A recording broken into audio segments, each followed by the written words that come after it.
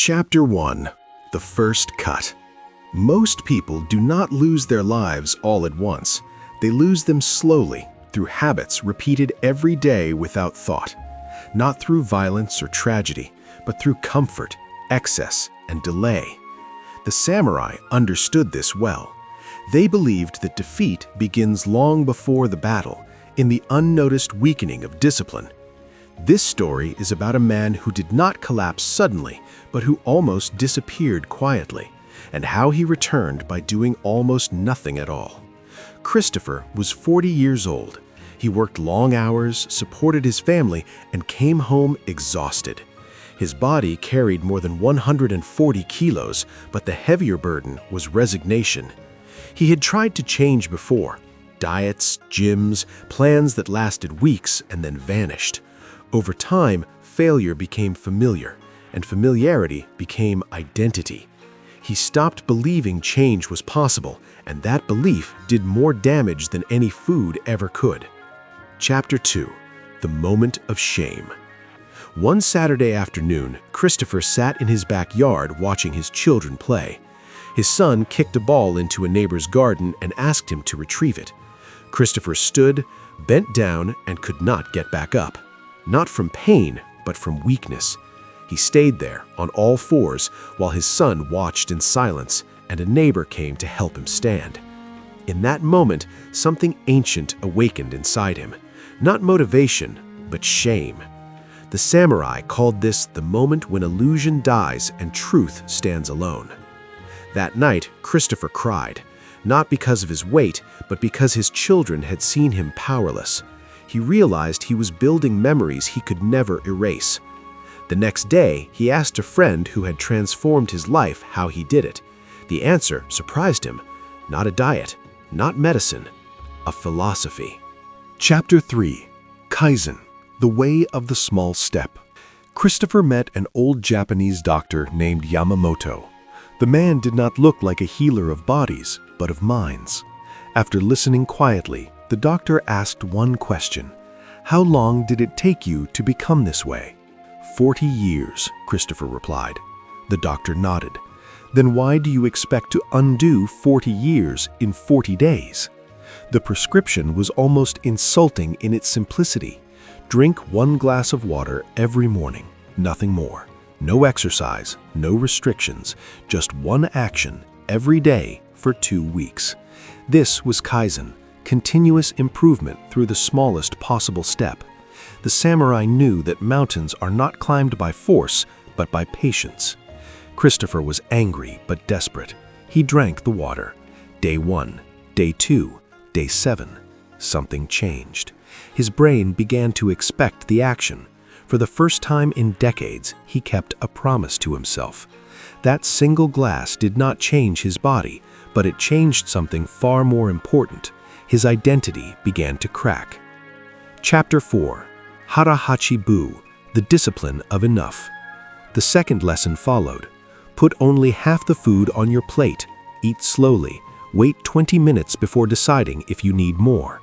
This was Harahachi Bu, the Okinawan principle of eating until 80% full. The samurai understood that excess dulls the mind and weakens the spirit. At first, Christopher felt deprived. His body protested. But after weeks, something became clear. He was not hungry, he was conditioned. By stopping early, he allowed his body to speak again.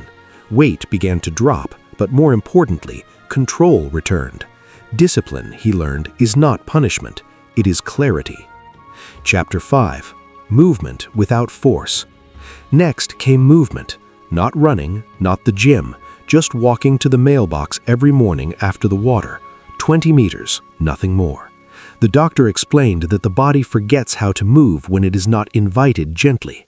This was not exercise, it was remembrance. On the third day, Christopher's daughter asked to walk with him.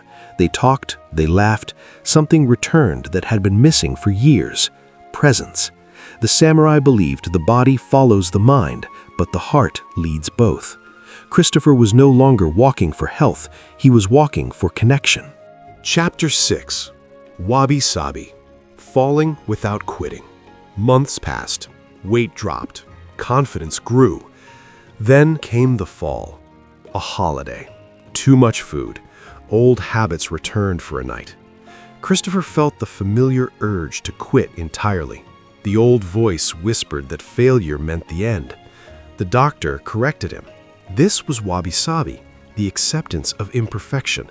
The samurai did not seek flawlessness, they sought return. Falling once does not erase the path, only stopping does. The next morning, Christopher drank his water and walked anyway. That was the victory.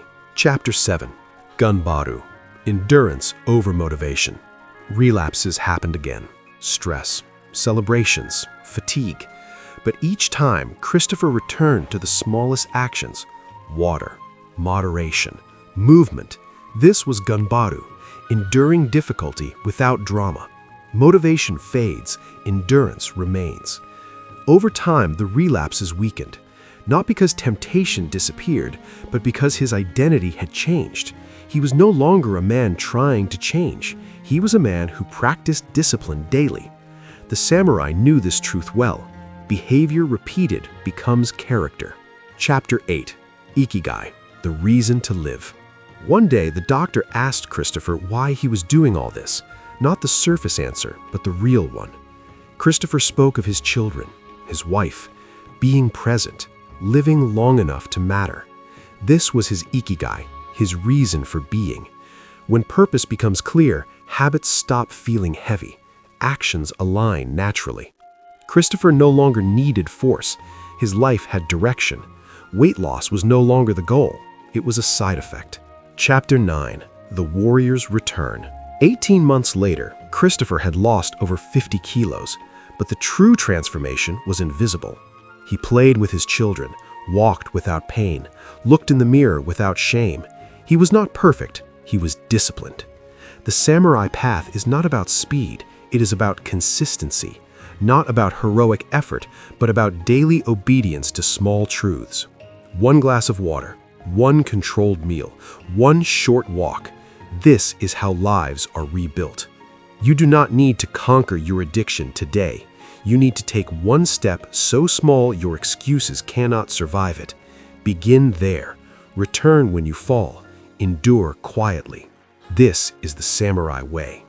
These lessons are for those who wish to build discipline quietly. If that is you, subscribe and continue learning with us.